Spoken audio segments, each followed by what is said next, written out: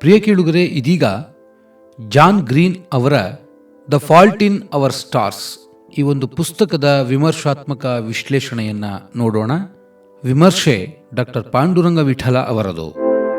ನಕ್ಷತ್ರಗಳು ಯಾವಾಗಲೂ ಆಕಾಶದಲ್ಲಿ ಹೊಳೆಯುತ್ತಿರುತ್ತವೆ, ಆದರೆ ಅವುಗಳ ಬೆಳಕು ನಮಗೆ ತಲುಪುವಷ್ಟರಲ್ಲಿ ಆ ನಕ್ಷತ್ರವೇ ನಾಶವಾಗಿರಬಹುದು. ಜಾನ್ ಗ್ರೀನ್ ಅವರ ಈ ಕಾದಂಬರಿಯ ಆತ್ಮವು ಇಂತಹುದೇ ಒಂದು ದಿವ್ಯ ಪ್ರಭೆ. ಇದು ಕೇವಲ ಸಾವು ಮತ್ತು ರೋಗದ ಸುತ್ತ ಹೆಣೆಯಲಾದ ಕಥೆಯಲ್ಲ, ಬದಲಾಗಿ ಅಂತಿಮ ಗೆರೆಯು ಕಣ್ಣ ಮುಂದೆಯೇ ಕಾಣಿಸುತ್ತಿರುವಾಗಲೂ ಮನುಷ್ಯ ಹೇಗೆ ಬದುಕಿನ ಓಟವನ್ನು ಸಂಭ್ರಮಿಸಬಹುದು ಎಂಬುದರ ಸಾಕ್ಷ್ಯ. ಹೆಜೆಲ್ ಗ್ರೇಸ್ ಮತ್ತು ಅಗಸ್ಟಸ್ ವಾಟರ್ಸ್ ಎಂಬ ಇಬ್ಬರು ಹದಿಹರೆಯದವರು ತಮ್ಮ ಶ್ವಾಸಕೋಶದ ಪ್ರತಿ ಉಸಿರಿಗಾಗಿ ಹೋರಾಡುತ್ತಲೇ ಪ್ರೀತಿಯ ಆಮ್ಲಜನಕವನ್ನು ಪರಸ್ಪರ ಹಂಚಿಕೊಳ್ಳುವ ರೀತಿ ಅದ್ಭುತ. ಜಗತ್ತು ಅವರನ್ನು ರೋಗಿಗಳು ಎಂದು ನೋಡಿದರೆ, ಲೇಖಕರು ಅವರನ್ನು ಬದುಕಿನ ಮಹಾನ್ ದಾರ್ಶನಿಕರನ್ನಾಗಿ ಚಿತ್ರಿಸಿದ್ದಾರೆ. ವಿಧಿಯ ಆಟದಲ್ಲಿ ನಕ್ಷತ್ರಗಳೇ ದೋಷಪೂರಿತವಾಗಿದ್ದರೂ ಆ ಮುಸುಕಾದ ಬೆಳಕಿನಲ್ಲಿಯೂ ಅನ್ವೇಷಿಸಬಹುದಾದ ಅನಂತ ಪ್ರೀತಿಯೇ ಈ ಕೃತಿಯ ಜೀವಾಳ. ಪ್ರೀತಿ ಮತ್ತು ಸಾವಿನ ನಡುವಿನ ಒಂದು ಕಾವ್ಯ, the fault in our stars. ಜಗತ್ತಿನಲ್ಲಿ ಪ್ರತಿ ವರ್ಷ ಸಾವಿರಾರು ಪುಸ್ತಕಗಳು ಬಿಡುಗಡೆಯಾಗುತ್ತವೆ, ಆದರೆ ಕೆಲವು ಮಾತ್ರ ಓದುಗರ ಹೃದಯದಲ್ಲಿ ಶಾಶ್ವತವಾಗಿ ಉಳಿಯುತ್ತದೆ. ಅಂತಹ ಒಂದು ಅಪರೂಪದ ಕೃತಿ ಜಾನ್ ಗ್ರೀನ್ ಬರೆದ the fault in our stars. ಇದು ಕೇವಲ ಒಂದು ಕಥೆಯಲ್ಲ, ಅದು ಸಾವಿನ ನೆರಳಿನಲ್ಲಿ ಅರಳಿದ ಪ್ರೇಮ ಕಾವ್ಯ. ಈ ಕೃತಿಯು ನಮಗೆ ಕಲಿಸುವ ಕೆಲವು ಜೀವನ ದರ್ಶನಗಳು ಇಲ್ಲಿವೆ. ಬದುಕಿನ ಕ್ಷಣಿಕತೆ ಮತ್ತು ಪ್ರೀತಿಯ ಅನಂತತೆ. ಈ ಕಾವ್ಯದಲ್ಲಿ ನಾವು ಕಾಣುವುದು ಎರಡು ಭಿನ್ನ ಧ್ರುವಗಳ ಮಿಲನ. ಸಾವು ಸಮೀಪಿಸುತ್ತಿದೆ ಎಂದು ತಿಳಿದಾಗ ಮನುಷ್ಯ ಸಾಮಾನ್ಯವಾಗಿ ಒಂಟಿಯಾಗಲು ಬಯಸುತ್ತಾನೆ, ಆದರೆ ಹೆಜೆಲ್ ಮತ್ತು ಅಗಸ್ಟಸ್ ಪರಸ್ಪರ ಹತ್ತಿರವಾಗುವ ಮೂಲಕ ಸಾವಿಗೂ ಸವಾಲು ಹಾಕುತ್ತಾರೆ. ಸಾವಿನ ಅನಿವಾರ್ಯತೆ. ಈ ಕಥೆಯಲ್ಲಿ ಸಾವು ಒಂದು ವಿಲನ್ ಅಲ್ಲ, ಅದು ಬದುಕಿನ ಒಂದು ಭಾಗ. ಹೆಜೆಲ್ ತನ್ನನ್ನು ತಾನು ಗ್ರೆನೇಡ್ ಎಂದು ಕರೆದುಕೊಳ್ಳುವುದು ಅವಳ ಮುನ್ನೆಚ್ಚರಿಕೆಯಾದರೂ, ಅಗಸ್ಟಸ್ ಆ ಸ್ಫೋಟದ ನಡುವೆಯೂ ಅವಳನ್ನು ಪ್ರೀತಿಸಲು ಸಿದ್ಧನಾಗಿರುವುದು ನಿಜವಾದ ಶೌರ್ಯ. ಅನಂತತೆಯ ಹುಡುಕಾಟ. ಗಣಿತದ ರೂಪಕದಂತೆ 0 ಮತ್ತು 1 ನಡುವೆ ಇರುವ ಅಸಂಖ್ಯಾತ ಸಂಖ್ಯೆಗಳಂತೆ ಅವರು ತಮಗೆ ಸಿಕ್ಕ ಅಲ್ಪಾವಧಿಯಲ್ಲೇ ಒಂದು ಸುದೀರ್ಘ ಜೀವನದ ಅನುಭವವನ್ನು ಕಂಡುಕೊಳ್ಳುತ್ತಾರೆ. ಇದು ನಮಗೆ ಬದುಕು ಎಷ್ಟು ದೊಡ್ಡದಾಗಿದೆ ಎನ್ನುವುದಕ್ಕಿಂತ ಎಷ್ಟು ಆಳವಾಗಿದೆ ಎಂಬ ಸಂದೇಶ ನೀಡುತ್ತದೆ. ಈ ಕಾವ್ಯದ ಕೆಲವು ಮರೆಯಲಾಗದ ಸಾಲುಗಳು, ಕೋಟ್ಸ್. ಈ ಪುಸ್ತಕ ಮತ್ತು ಸಿನಿಮಾದಲ್ಲಿನ ಸಂಭಾಷಣೆಗಳು ಕಾವ್ಯದ ಸಾಲುಗಳಷ್ಟೇ ಸುಂದರವಾಗಿವೆ. ಓಕೆ, ಇದು ಕೇವಲ ಒಂದು ಪದವಲ್ಲ, ಇದು ಅವರ ನಡುವಿನ ಭರವಸೆ ಮತ್ತು ಪ್ರೀತಿಯ ಸಂಕೇತ. I fell in love the way you fall asleep slowly and then all at once. ನಾನು ನಿನ್ನ ಪ್ರೀತಿಯಲ್ಲಿ ಬಿದ್ದದ್ದು ನಿದ್ದೆಗೆ ಜಾರುವಂತೆ, ಮೊದಲು ನಿಧಾನವಾಗಿ, ಆಮೇಲೆ ಪೂರ್ತಿಯಾಗಿ. The world is not A wish granting factory. ಜಗತ್ತು ನಮ್ಮ ಆಸೆಗಳನ್ನು ಈಡೇರಿಸುವ ಕಾರ್ಖಾನೆಯಲ್ಲ. ಈ ವಾಕ್ಯವು ಬದುಕಿನ ಕಟು ಸತ್ಯವನ್ನು ಸಾರುತ್ತದೆ. ಈ ಕಾವ್ಯವು ಮುಗಿಯುವುದು ಕಣ್ಣೀರಿನೊಂದಿಗೆ ಇರಬಹುದು, ಆದರೆ ಅದು ಓದುಗನ ಮನಸ್ಸಿನಲ್ಲಿ ಒಂದು ಹೊಸ ಭರವಸೆಯನ್ನು ಬಿತ್ತುತ್ತದೆ. ನಕ್ಷತ್ರಗಳಲ್ಲಿ ದೋಷವಿದ್ದರೂ the fault in our stars, ಆ ನಕ್ಷತ್ರಗಳ ಅಡಿಯಲ್ಲಿ ಕಳೆದ ಕ್ಷಣಗಳು ಸುಂದರ ಎನ್ನುವುದೇ ಈ ಕೃತಿಯ ಸಾರ. ಸಾವು ಹತ್ತಿರದಲ್ಲಿದೆ ಎಂದು ತಿಳಿದಾಗಲೂ ಮನುಷ್ಯ ಹೇಗೆ ಬದುಕಬಹುದು ಮತ್ತು ಪ್ರೀತಿಸಬಹುದು ಎಂಬುದನ್ನು ಇದು ಅತ್ಯಂತ ಮಾರ್ಮಿಕವಾಗಿ ಚಿತ್ರಿಸುತ್ತದೆ. ಕಥೆಯ ಸಾರಾಂಶ. ಕಥೆಯು 16 ವರ್ಷದ ಹೆಜೆಲ್ ಗ್ರೇಸ್ ಲ್ಯಾಂಗ್ಸ್ಟರ್ ಎಂಬ ಹುಡುಗಿಯ ಸುತ್ತ ಸುತ್ತುತ್ತದೆ. ಅವಳು ಶ್ವಾಸಕೋಶಕ್ಕೆ ಹರಡಿರುವ ಥೈರಾಯ್ಡ್ ಕ್ಯಾನ್ಸರ್ನಿಂದ ಬಳಲುತ್ತಿರುತ್ತಾಳೆ ಮತ್ತು ಉಸಿರಾಡಲು ಯಾವಾಗಲೂ ಆಮ್ಲಜನಕದ ಸಿಲಿಂಡರ್, ಆಕ್ಸಿಜನ್ ಟ್ಯಾಂಕ್ ಅದನ್ನು ಜೊತೆಗೆ ಇಟ್ಟುಕೊಳ್ಳಬೇಕಾಗುತ್ತದೆ. ಸಾವು ಹತ್ತಿರದಲ್ಲಿದೆ ಎಂಬ ಅರಿವು ಅವಳನ್ನು ಖಿನ್ನತೆಗೆ ದೂಡಿರುತ್ತದೆ. ತಾಯಿಯ ಒತ್ತಾಯದ ಮೇರೆಗೆ ಹೆಜೆಲ್ ಕ್ಯಾನ್ಸರ್ ಸಪೋರ್ಟ್ ಗ್ರೂಪ್ಗೆ ಸೇರುತ್ತಾಳೆ. ಅಲ್ಲಿ ಅವಳಿಗೆ ಅಗಸ್ಟಸ್ ವಾಟರ್ಸ್ ಎಂಬ ಆಕರ್ಷಕ ಹುಡುಗನ ಪರಿಚಯವಾಗುತ್ತದೆ. ಅಗಸ್ಟಸ್ ಮೂಳೆ ಕ್ಯಾನ್ಸರ್ನಿಂದಾಗಿ ತನ್ನ ಒಂದು ಕಾಲನ್ನು ಕಳೆದುಕೊಂಡಿರುತ್ತಾನೆ. ಅವರಿಬ್ಬರ ನಡುವೆ ಸ್ನೇಹ ಬೆಳೆಯುತ್ತದೆ. ಹೆಜೆಲ್ ತನಗೆ ಅತಿ ಇಷ್ಟವಾದ ಆನ್ ಇಂಪೀರಿಯರ್ ಅಫ್ಲಿಕ್ಷನ್ ಎಂಬ ಪುಸ್ತಕವನ್ನು ಅಗಸ್ಟಸ್ಗೆ ಓದಲು ನೀಡುತ್ತಾಳೆ. ಆ ಪುಸ್ತಕದ ಅಂತ್ಯವು ಅರ್ಧಕ್ಕೆ ನಿಂತಿರುತ್ತದೆ. ಅದರ ಬಗ್ಗೆ ಲೇಖಕ ಪೀಟರ್ ವ್ಯಾನ್ ಹೌಟೆನ್ ಅನ್ನು ಕೇಳಬೇಕೆಂಬುದು ಹೆಜೆಲ್ನ ಬಹುದೊಡ್ಡ ಕನಸಾಗಿರುತ್ತದೆ. ಅಗಸ್ಟಸ್ ತನ್ನ ವಿಶ್ ಅನ್ನು ಬಳಸಿ ಹೆಜೆಲ್ನನ್ನು ಆಮ್ಸ್ಟರ್ಡ್ಯಾಮ್ಗೆ ಲೇಖಕನನ್ನು ಭೇಟಿಯಾಗಲು ಕರೆದೊಯ್ಯುತ್ತಾನೆ. ಅಲ್ಲಿ ಅವರಿಗೆ ಲೇಖಕನಿಂದ ನಿರಾಸೆಯಾದರೂ ಅವರಿಬ್ಬರ ನಡುವಿನ ಪ್ರೀತಿ ಗಾಢವಾಗಿರುತ್ತದೆ. ಆದರೆ ವಿಧಿಯ ಆಟ ಬೇರೆಯೇ ಇರುತ್ತದೆ. ಹೆಜೆಲ್ ಸಾಯುತ್ತಾಳೆ ಎಂದು ಎಲ್ಲರೂ ಅಂದುಕೊಂಡಿರುವಾಗ ಅಗಸ್ಟಸ್ನ ಕ್ಯಾನ್ಸರ್ ಮತ್ತೆ ಉಲ್ಬಣಗೊಂಡು ಅವನು ಸಾವನ್ನಪ್ಪುತ್ತಾನೆ. ಅವನು ಸಾಯುವ ಮುನ್ನ ಹೆಜೆಲ್ಗಾಗಿ ಬರೆದ ಪತ್ರವೊಂದು ಅವಳಿಗೆ ಸಿಗುತ್ತದೆ. ಅದು ಅವಳ ಬದುಕಿಗೆ ಹೊಸ ಅರ್ಥ ನೀಡುತ್ತದೆ. ಇನ್ನು ಈ ಕಾದಂಬರಿಯಲ್ಲಿ ಬರುವ ಪ್ರಮುಖ ಪಾತ್ರಗಳು: ಹೆಜೆಲ್ ಗ್ರೇಸ್ ಲ್ಯಾಂಗ್ಸ್ಟರ್. ವ್ಯಕ್ತಿತ್ವ: ಅವಳು ವಾಸ್ತವವಾದಿ, ರಿಯಲಿಸ್ಟಿಕ್. ಸಾವು ಬಂದರೆ ತನ್ನ ತಂದೆ ತಾಯಿ ನೋವು ಅನುಭವಿಸುತ್ತಾರೆ ಎಂಬ ಆತಂಕ ಅವಳದ್ದು. ವಿಶೇಷತೆ: ಅವಳು ತುಂಬ ಬುದ್ಧಿವಂತ ಮತ್ತು ಜೀವನವನ್ನು ಗಂಭೀರವಾಗಿ ನೋಡುವವಳು. ಅವಳು ತನ್ನನ್ನು ತಾನು ಪ್ರಪಂಚದಿಂದ ದೂರವಿಡಲು ಪ್ರಯತ್ನಿಸುತ್ತಾಳೆ, ಯಾರಿಗೂ ನೋವಾಗಬಾರದು ಎಂಬ ಕಾರಣಕ್ಕೆ. ಇನ್ನು ಅಗಸ್ಟಸ್ ವಾಟರ್ಸ್. ವ್ಯಕ್ತಿತ್ವ: ಅತ್ಯಂತ ಉತ್ಸಾಹಿ ಮತ್ತು ಆಶಾವಾದಿ. ಅವನು ರೂಪಕಗಳಲ್ಲಿ ಮೆಟಾಫರ್ಸ್ ಮಾತನಾಡಲು ಇಷ್ಟಪಡುತ್ತಾನೆ. ವಿಶೇಷತೆ: ತಾನು ಸತ್ತ ಮೇಲೂ ಜಗತ್ತು ತನ್ನನ್ನು ನೆನಪಿಟ್ಟುಕೊಳ್ಳಬೇಕು ಎಂಬ ಹಂಬಲ ಅವನದು. ಅವನು ಹೆಜೆಲ್ನ ಜೀವನದಲ್ಲಿ ಬೆಳಕಾಗಿ ಬಂದು ಅವಳಿಗೆ ಬದುಕಿನ ಸಂಭ್ರಮವನ್ನು ಕಲಿಸಿಕೊಡುತ್ತಾನೆ. ಇನ್ನು ಐಸಾಕ್. ಇವನು ಹೆಜೆಲ್ ಮತ್ತು ಅಗಸ್ಟಸ್ನ ಆತ್ಮೀಯ ಗೆಳೆಯ.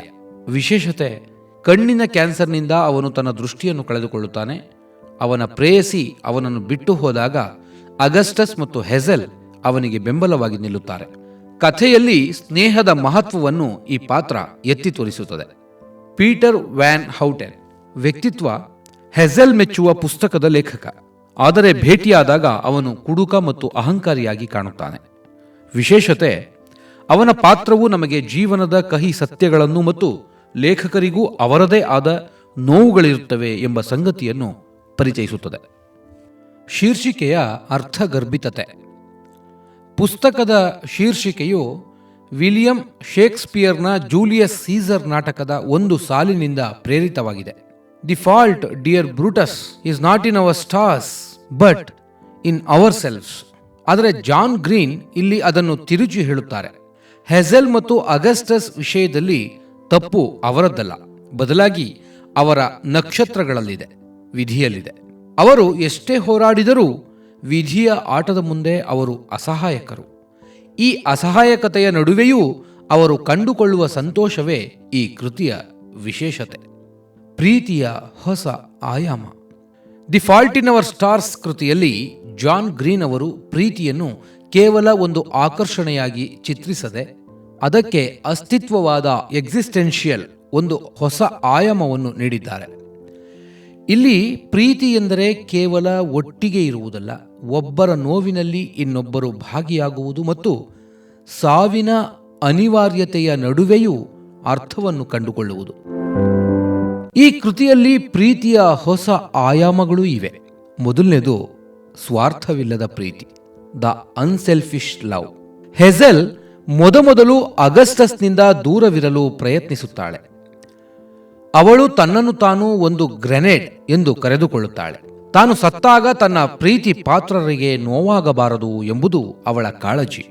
ಇಲ್ಲಿ ಪ್ರೀತಿ ಎಂದರೆ ಕೇವಲ ಪಡೆಯುವುದಲ್ಲ, ಪ್ರೀತಿಸುವವರನ್ನ ನೋವಿನಿಂದ ರಕ್ಷಿಸುವುದು ಎಂಬ ಹೊಸ ಆಯಾಮ ನಮಗೆ ಕಾಣಿಸುತ್ತದೆ.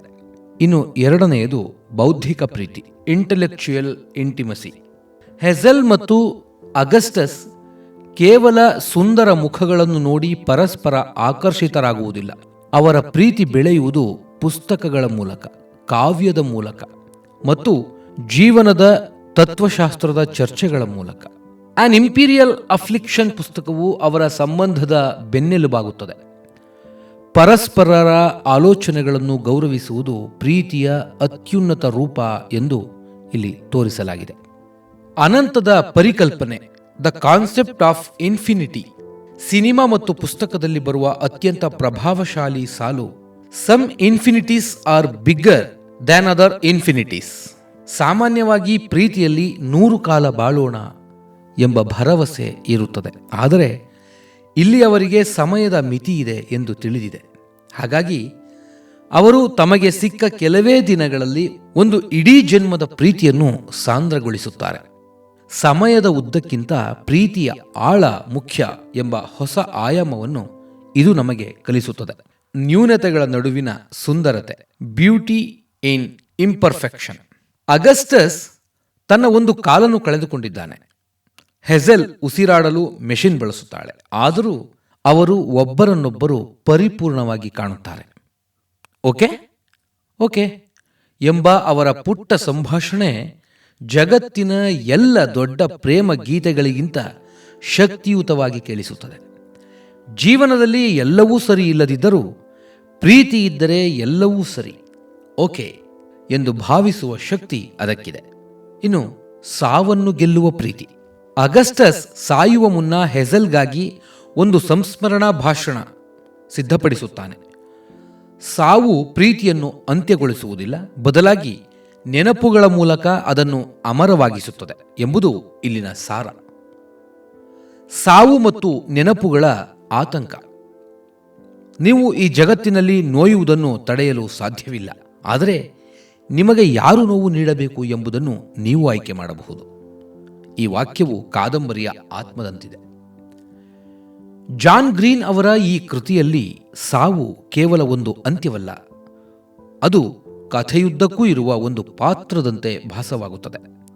ಸಾವು ಹತ್ತಿರದಲ್ಲಿದೆ ಎಂದು ತಿಳಿದಾಗ ಮನುಷ್ಯ ಅನುಭವಿಸುವ ಅತಿದೊಡ್ಡ ಆತಂಕವೆಂದರೆ ಅದು ವಿಸ್ಮೃತಿ, ಅಥವಾ ಜಗತ್ತು ತನ್ನನ್ನು ಮರೆತು ಬಿಡುತ್ತದೆ ಎಂಬ ಭಯ. ಈ ವಿಷಯದ ಕುರಿತು ಕಾದಂಬರಿಯು 2 ಭಿನ್ನ ದೃಷ್ಟಿಕೋನಗಳನ್ನು ನಮ್ಮ ಮುಂದೆ ಇಡುತ್ತದೆ. ಮೊದಲನೇದು ಅಗಸ್ಟಸ್ ವಾಟರ್ಸ್ ಮತ್ತು ಮರೆಯಾಗುವ ಭಯ. ಅಗಸ್ಟಸ್ ಒಬ್ಬ ಅದ್ಭುತ ವ್ಯಕ್ತಿತ್ವದ ಹುಡುಗ. ಅವನ ಅತಿದೊಡ್ಡ ಆತಂಕವೆಂದರೆ ತಾನು ಸತ್ತ ಮೇಲೆ ಈ ಜಗತ್ತಿನಲ್ಲಿ ಯಾವುದೇ ಗುರುತು ಉಳಿಸದೆ ಹೋಗುವುದು. ಅವನು ಹೇಳುತ್ತಾನೆ, ನಾನು ವಿಸ್ಮೃತಿಯನ್ನು ಕಂಡು ಹೆದರುತ್ತೇನೆ.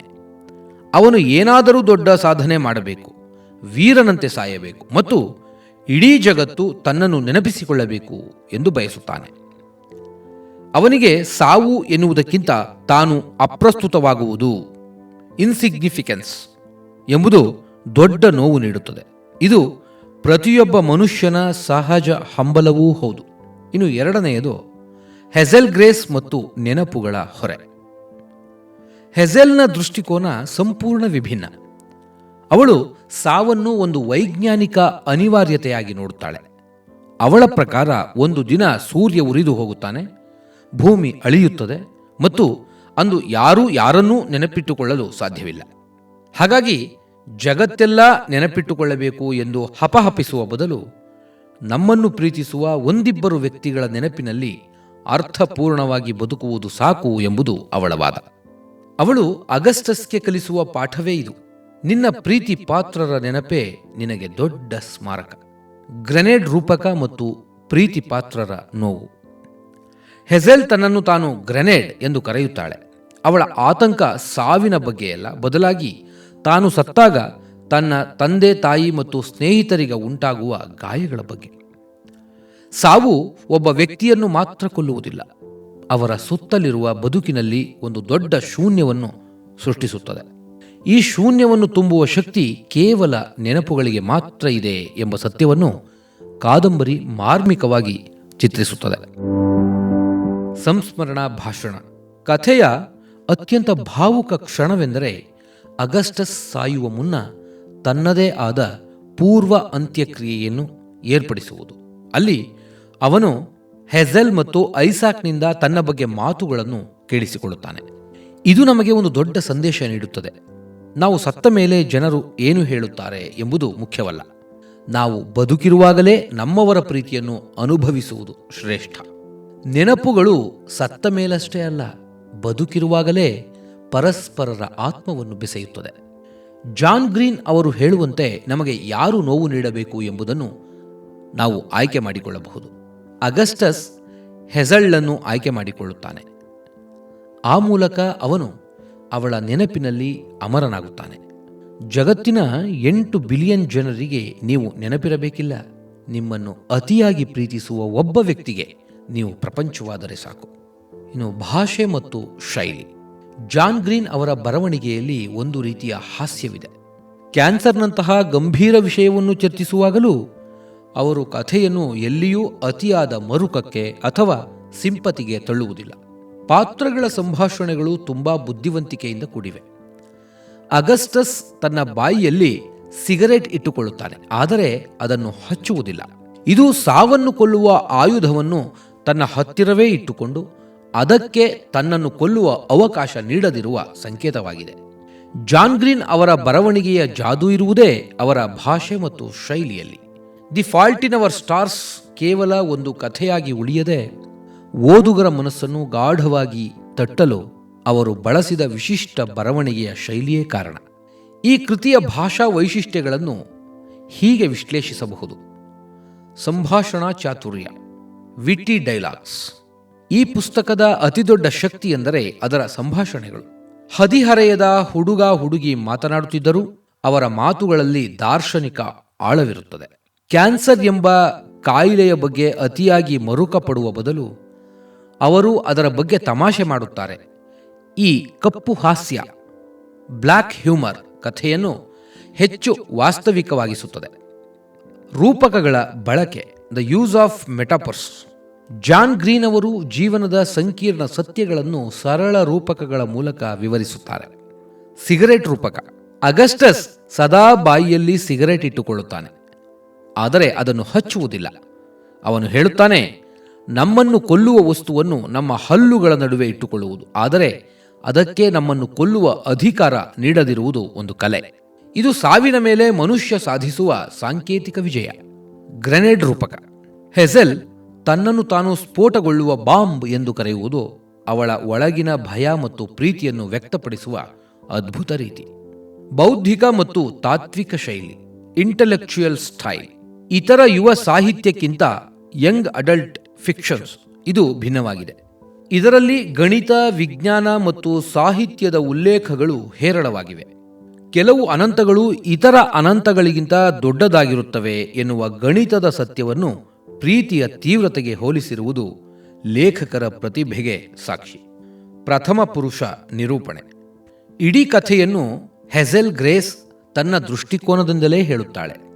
ಅವಳ ಆಲೋಚನೆಗಳು, ನೋವು, ವಿರೋಧಾಭಾಸಗಳು ಮತ್ತು ಅಗಸ್ಟಸ್ ಮೇಲಿನ ಪ್ರೀತಿ ನೇರವಾಗಿ ಓದುಗನಿಗೆ ತಲುಪುತ್ತದೆ. ಇದರಿಂದಾಗಿ ನಮಗೆ ಅವಳ ಶ್ವಾಸಕೋಶದ ತೊಂದರೆ ಮತ್ತು ಅವಳ ಮನಸ್ಸಿನ ಭಾರ ಎರಡೂ ಅನುಭವಕ್ಕೆ ಬರುತ್ತದೆ. ಸರಳತೆ ಮತ್ತು ಗಾಂಭೀರ್ಯದ ಸಮನ್ವಯ. ಜಾನ್ ಗ್ರೀನ್ ಅವರ ಭಾಷೆಯು ಅತ್ಯಂತ ಸರಳವಾಗಿದ್ದರೂ ಅದು ನೀಡುವ ಸಂದೇಶ ಗಂಭೀರವಾಗಿರುತ್ತದೆ.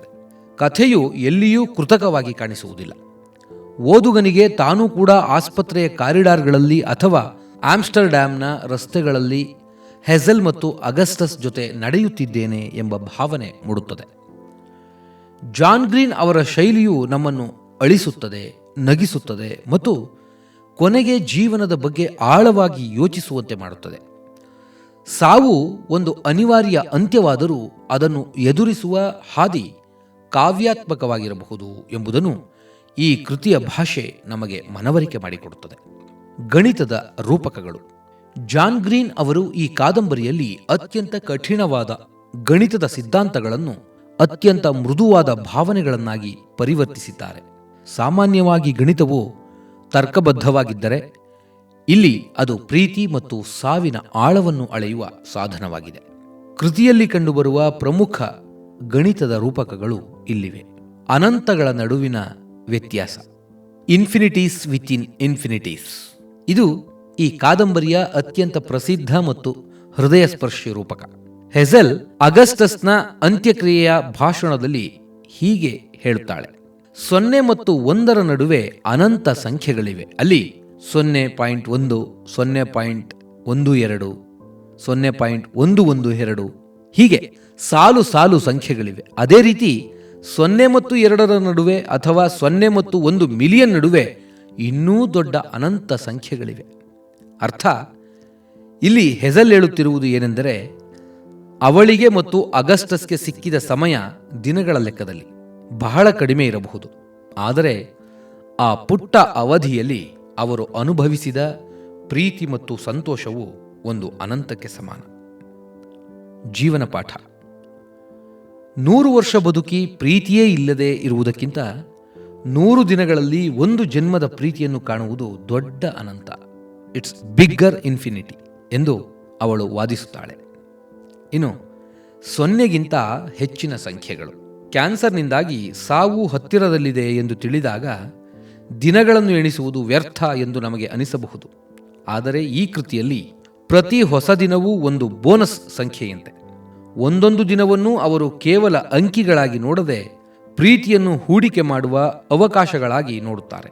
ಇನ್ನು 3ನೆಯದು ರೇಖಾಗಣಿತ ಮತ್ತು ಸಮಾನಾಂತರ ರೇಖೆಗಳು, ಪ್ಯಾರಲಲ್ ಲೈನ್ಸ್.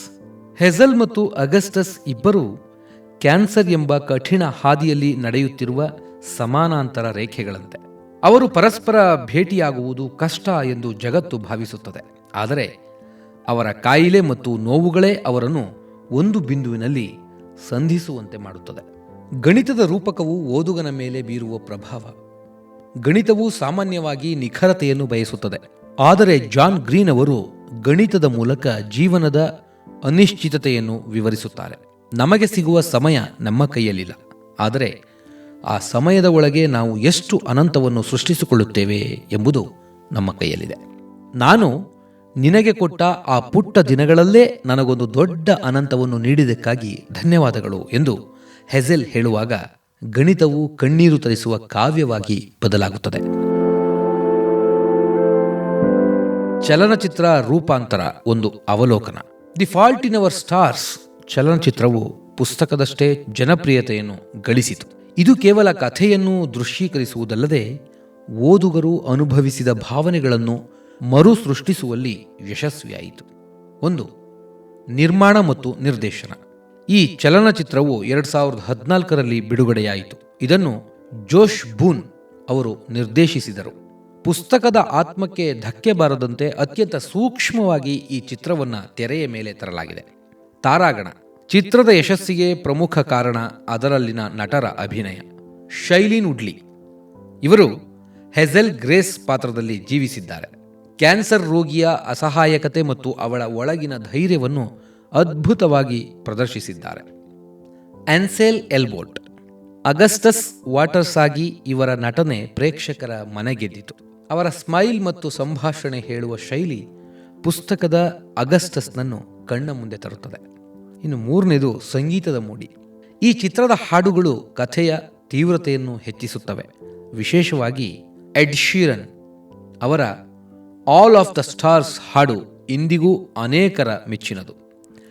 ಈ ಹಾಡುಗಳು ಪ್ರೀತಿ ಮತ್ತು ವಿರಹದ ನಡುವಿನ ಕೊಂಡಿಯಾಗಿ ಕೆಲಸ ಮಾಡುತ್ತದೆ. ಪುಸ್ತಕ ಮತ್ತು ಚಲನಚಿತ್ರದ ನಡುವಿನ ವ್ಯತ್ಯಾಸಗಳು. ಯಾವುದೇ ಕಾದಂಬರಿ ಸಿನಿಮಾವಾದಾಗ ಕೆಲವು ಬದಲಾವಣೆಗಳು ಸಹಜ. ಇಲ್ಲಿಯೂ ಅಷ್ಟೆ. ಪುಸ್ತಕದಲ್ಲಿ ಹೆಜೆಲ್ನ ಮಾಜಿ ಗೆಳತಿ ಕ್ಲೈಟ್ಲಿನ್ನ ಬಗ್ಗೆ ಹೆಚ್ಚು ಉಲ್ಲೇಖವಿದೆ, ಆದರೆ ಸಿನಿಮಾದಲ್ಲಿ ಆ ಪಾತ್ರವನ್ನು ಹೆಚ್ಚು ತೋರಿಸಿಲ್ಲ. ಅಗಸ್ಟಸ್ನ ಮಾಜಿ ಗೆಳತಿ ಕ್ಯಾರೋಲಿನ್ ಅವಳ ಕಥೆಯನ್ನು ಸಿನಿಮಾದಲ್ಲಿ ಕೈಬಿಡಲಾಗಿದೆ, ಆದರೆ ಸಿನಿಮಾದ ಸಂಭಾಷಣೆಗಳು ನೇರವಾಗಿ ಪುಸ್ತಕದಿಂದಲೇ ಆರಿಸಿಕೊಂಡಿರುವುದರಿಂದ ಓದುಗರಿಗೆ ಇದು ಪರ್ಫೆಕ್ಟ್ ಎನಿಸುತ್ತದೆ. ಜಾಗತಿಕ ಮತ್ತು ಭಾರತೀಯ ಪ್ರಭಾವ. ಈ ಸಿನಿಮಾ ಜಾಗತಿಕವಾಗಿ ಬಾಕ್ಸ್ ಆಫೀಸ್ನಲ್ಲಿ ದೊಡ್ಡ ಮಟ್ಟದ ಯಶಸ್ಸು ಕಂಡಿತು. ಈ ಕಥೆಯ ಪ್ರಭಾವ ಭಾರತದ ಮೇಲೂ ಆಯಿತು. ಈ ಸಿನಿಮಾವನ್ನು ಭಾರತದಲ್ಲಿ ಹಿಂದಿ ಭಾಷೆಯಲ್ಲಿ ದಿಲ್ ಬೆಚಾರ ಎಂದು ರಿಮೇಕ್ ಮಾಡಲಾಯಿತು. ಇದರಲ್ಲಿ ದಿವಂಗತ ನಟ ಸುಶಾಂತ್ ಸಿಂಗ್ ರಜಪೂತ್ ಮತ್ತು ಸಂಜನಾ ಸಂಘಿ ಪ್ರಮುಖ ಪಾತ್ರಗಳಲ್ಲಿ ನಟಿಸಿದ್ದರು. ಇದು ಸುಶಾಂತ್ ಅವರ ಕೊನೆಯ ಚಿತ್ರವಾಗಿದ್ದರಿಂದ ಭಾರತೀಯ ಅಭಿಮಾನಿಗಳಿಗೆ ಇದು ಭಾವನಾತ್ಮಕವಾಗಿ ತುಂಬಾ ಹತ್ತಿರವಾಯಿತು. ವಿಮರ್ಶಾತ್ಮಕವಾಗಿ ಹೇಳುವುದಾದರೆ the fault in our stars ಕೇವಲ ಭಾವನಾತ್ಮಕವಾಗಿ ಓದುಗರನ್ನು ಅಳಿಸುವ ಕೃತಿಯಲ್ಲ. ಇದು ಜೀವನದ ಅನಿವಾರ್ಯತೆಗಳ ಬಗ್ಗೆ ಸವಾಲೆಸೆಯುವ ಒಂದು ಬೌದ್ಧಿಕ ಪ್ರಯಾಣ. ಜಾನ್ ಗ್ರೀನ್ ಅವರು ಸಾವನ್ನು ಅತಿಯಾಗಿ ವೈಭವೀಕರಿಸುವುದಿಲ್ಲ ಅಥವಾ ಅತಿಯಾದ ಸಹಾನುಭೂತಿಯಲ್ಲಿ ಕಥೆಯನ್ನು ಮುಳುಗಿಸುವುದಿಲ್ಲ. ಬದಲಾಗಿ ಸಾವಿನ ನೈಜತೆ ಮತ್ತು ಕ್ರೌರ್ಯವನ್ನು ಅತ್ಯಂತ ಪ್ರಾಮಾಣಿಕವಾಗಿ ತೆರೆದಿಡುತ್ತಾರೆ. ಕಥೆಯ ಅಂತ್ಯದಲ್ಲಿ ಅಗಸ್ಟಸ್ ಸಾವನ್ನಪ್ಪುವುದು ಕಥೆಯ ಸೋಲಲ್ಲ, ಬದಲಾಗಿ ವಾಸ್ತವದ ಜಯ. ಪ್ರೀತಿಯು ಸಾವನ್ನು ತಡೆಯಲಾರದು, ಆದರೆ ಸಾವಿನ ಭಯವನ್ನು ಹೋಗಲಾಡಿಸಬಲ್ಲದು ಎಂಬ ಸತ್ಯ ಇಲ್ಲಿ ಗೆಲ್ಲುತ್ತದೆ. ಒಟ್ಟಾರೆಯಾಗಿ ಈ ಪುಸ್ತಕವು ನಮಗೆ ಕಲಿಸುವುದು ಏನೆಂದರೆ, ನಮ್ಮ ನಕ್ಷತ್ರಗಳಲ್ಲಿ ದೋಷವಿರಬಹುದು, the fault may be in our stars, ಆದರೆ ಆ ದೋಷಗಳ ನಡುವೆಯೂ ಬದುಕನ್ನು ಓಕೆ ಎಂದು ಒಪ್ಪಿಕೊಳ್ಳುವ ಧೈರ್ಯವೇ ಮಾನವೀಯತೆಯ ಪರಮೋಚ್ಚ ಸಾಧನೆ.